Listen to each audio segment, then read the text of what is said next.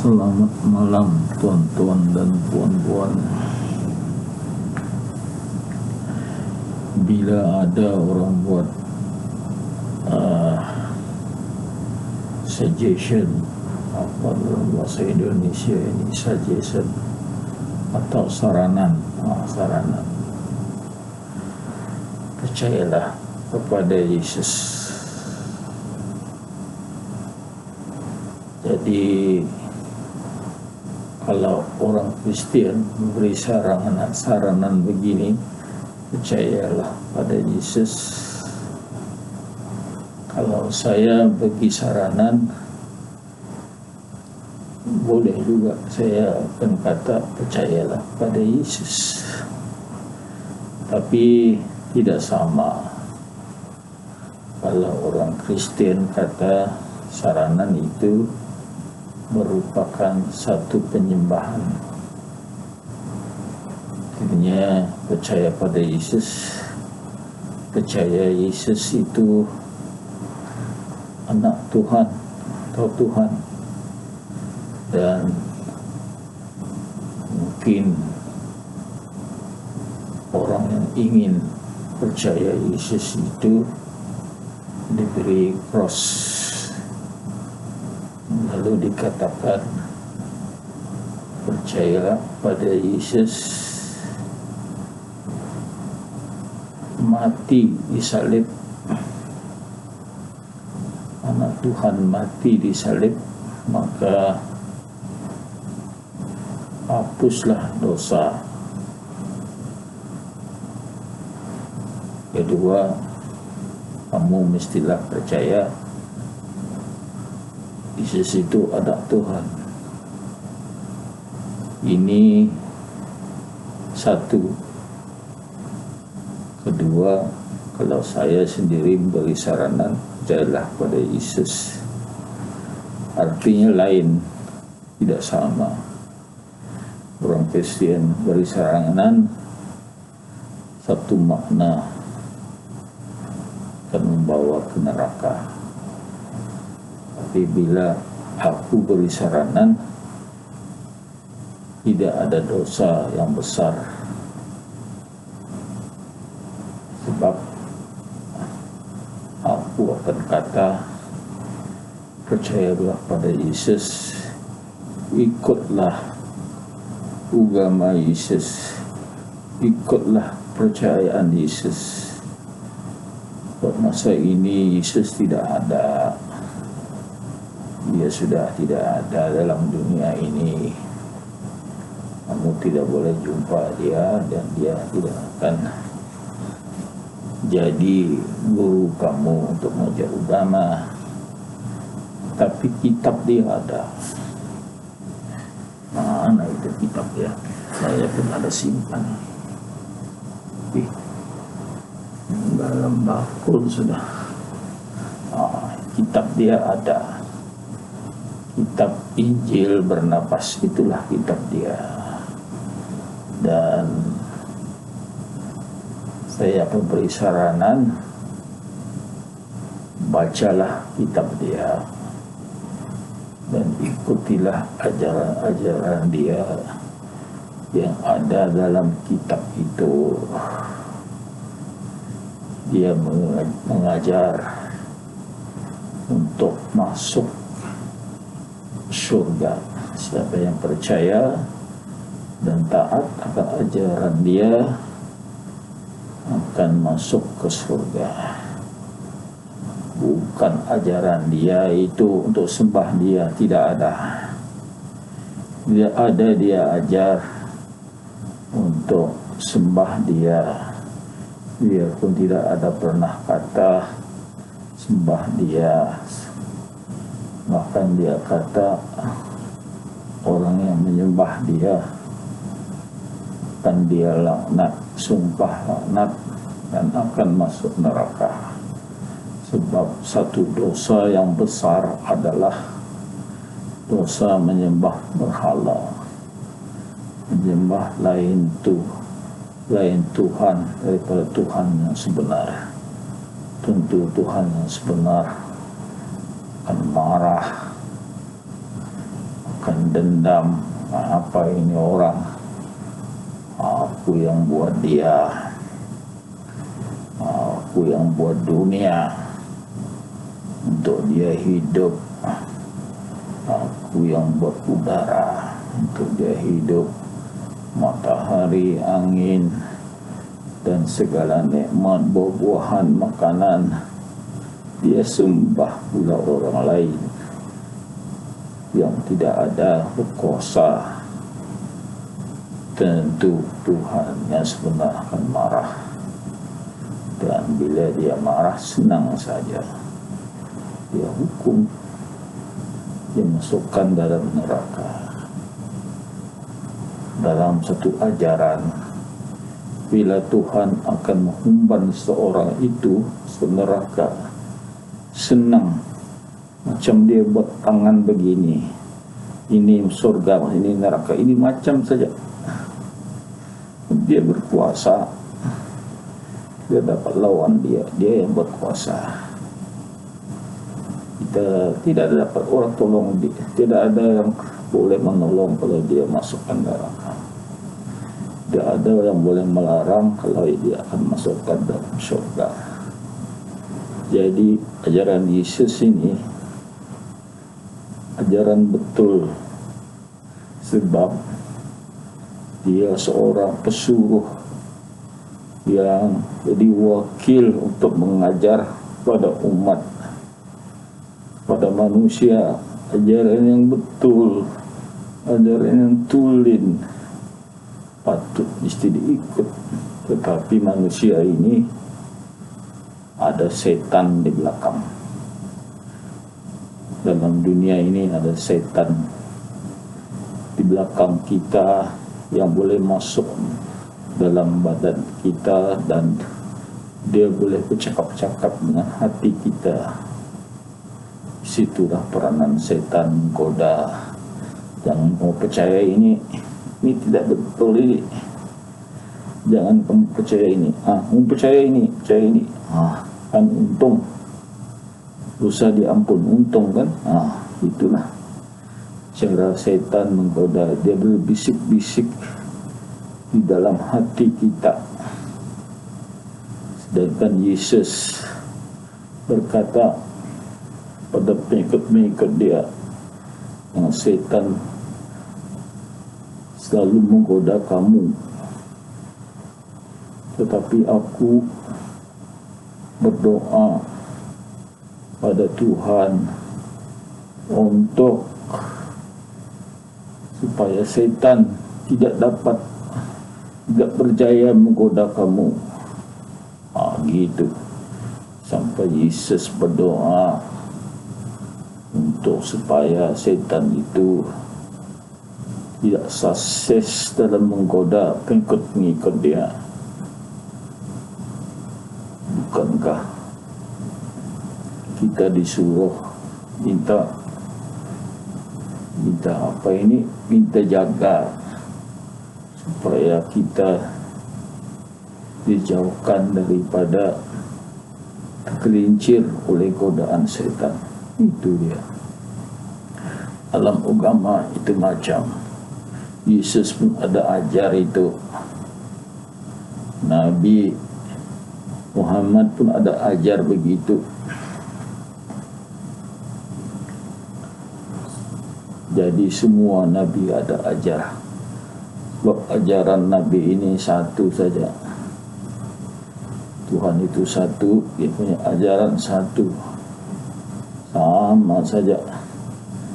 Aku hari-hari baca Injil Barnabas, aku baca hari-hari.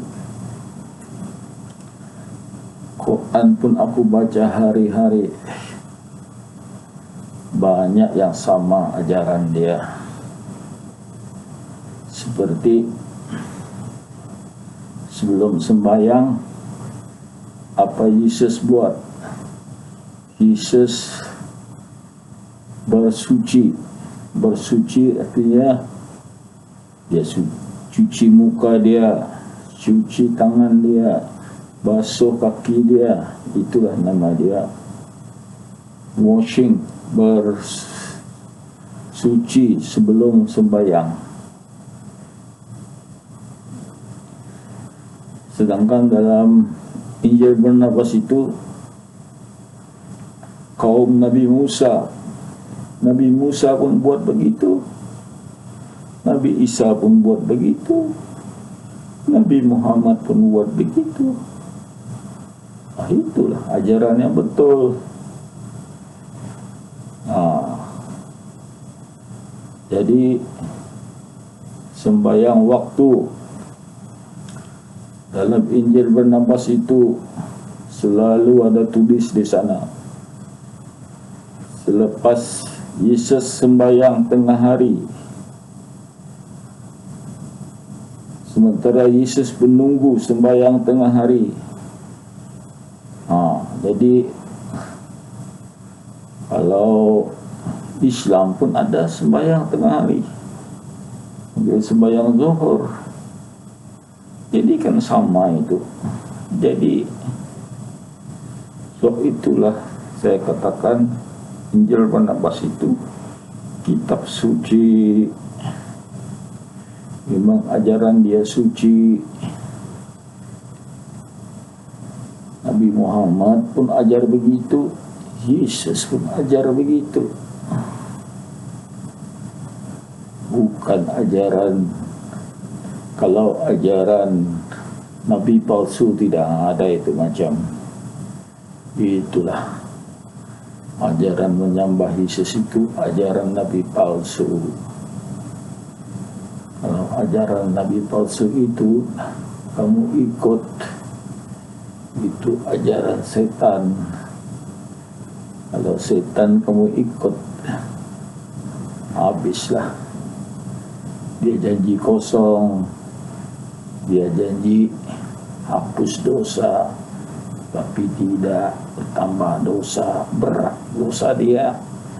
Nah, akhir-akhirnya umpama Yesus kata umpama mati. Seorang yang percaya pada ajaran Nabi palsu itu umpama sudah mati. Tunggu apa? Tunggu dimasukkan dalam neraka itu. Tapi bagi orang yang percaya akan ajaran Yesus sebenar, dia hidup. Hari-hari dia sembahyang, dia hidup. Dia sembahyang, dia pahala kebaikan ditambah. Jadi untuk umpama beli tiket, ada apa ini modal untuk dia beli tiket untuk masuk dalam surga. Itulah umpama hidup. Tapi kalau sudah orang itu ikut ajaran sesat, umpama mati, ada pahala. Dosa dia memang sudah ada di sana, akan dicap masuk neraka. Itulah. Jangan mudah percaya. Sekarang ini banyak YouTube yang karut-marut. Umpama setan menggoda-goda, cakap ini yang tidak betul. Setan memang menggoda. Kadang-kadang setan ini dia goda satu orang, dan orang itu akan digunakan dia untuk membuat apakah, buat cerita dalam YouTube kah, cerita bohong-bohong. Banyak dalam pos kata Yesus itu Tuhan, dia kata Yesus itu ada kuasa, dia kata untuk keselamatan sembahlah Yesus. Dia kata pada abang dia, adik dia, kakak dia, pertahankanlah kepercayaan kamu. Memang begitu. Setan takut orang itu akan mencari agama yang benar. Kalau orang itu sudah mencari agama yang benar, keluar daripada ajaran setan menangis, habislah orang ini sudah masuk surga. Masuk lagi satu orang menerima ajaran yang betul, habislah satu orang lagi masuk surga. Dia menangis sebab setan ini dia punya tempat di neraka, sudah diberi hukum masa awal lagi. Kamu kakak dari setan, kamu akan masuk dalam neraka. Kamu adalah orang yang engkar, yang tidak percaya, bukan masuk kamu dalam neraka. Apa salah dia engkar. Bila Tuhan kata sujudlah kamu pada Nabi Adam, itu setan cakap, tidak aku mau sujud. Itu Adam dibuat daripada tanah lumpur, sedangkan kami dibuat daripada api. Mana bisa kami sujud pada orang dibuat daripada tanah. Itulah rasa kesombongan. Setan itu masa itu sombong. Dia marah bila disuruh sujud sama Adam, itu dia marah. Artinya dia ingkar itu, ingkar dengan suruhan Tuhan. Tuhan hukum kamu masuk neraka. Jadi apa setan kata, kami akan goda manusia ini supaya engkar sama kau ya Tuhan. Kami akan datang di hadapan, di belakang, di kiri dan kanan. Itulah dalam dunia ini, keliling ini banyak godaan. Yalah, umpama macam YouTube sekarang kita tengok macam-macam berita yang tidak betul.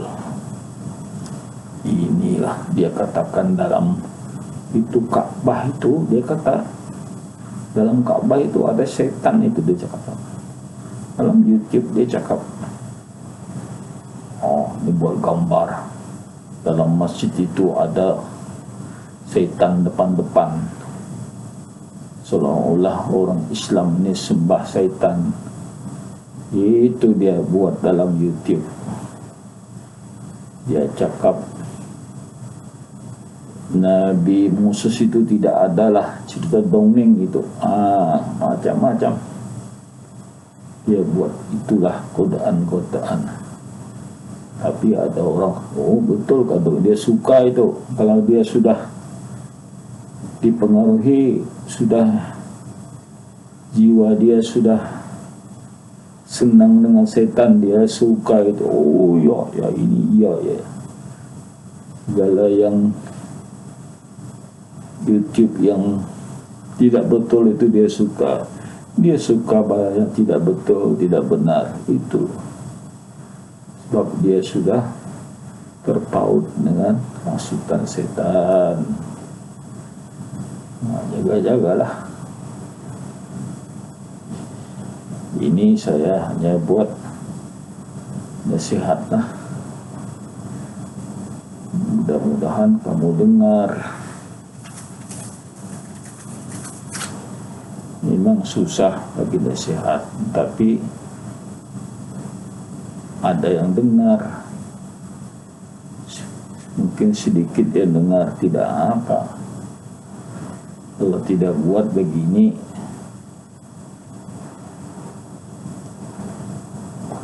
orang ini sudah dibuat dari dulu, sudah ada orang nasihat yang baik, ada juga orang begini nasihat yang jahat.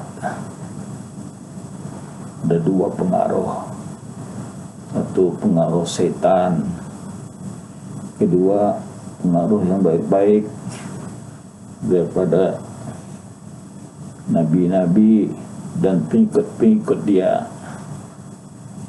Jadi kamu pilihlah mana yang satu. Kadang-kadang terbuka hati memilih yang betul, kadang-kadang pilih yang mungkar, yang jahat. Begitulah keadaan dalam dunia ini. Ada yang percaya pada yang betul, ada yang percaya pada yang batil. Memang begitu dari awal sudah, dari zaman Nabi sudah, zaman Nabi Yesus, zaman Nabi Muhammad sudah ada begitu.